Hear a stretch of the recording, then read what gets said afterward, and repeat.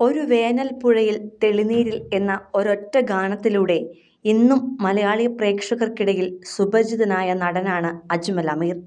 വയസ്സ് 40 ആയെങ്കിലും ഇന്നും ഒരു 28കാരൻ്റെ ചെറുപ്പത്തിൽ തിളങ്ങി നിൽക്കുന്ന നടൻ MBBS ബിരുദവും PGയും എല്ലാം കയ്യിൽ പിടിച്ചുകൊണ്ടാണ് സിനിമയിലും തിളങ്ങുന്നത്. മലയാളത്തിലും തമിഴിലും തെലുങ്കിലുമെല്ലാം തിളങ്ങി നിൽക്കുന്ന നടൻ ഏറെ മോഹിച്ചെത്തിയ രംഗം കൂടിയാണ് സിനിമ.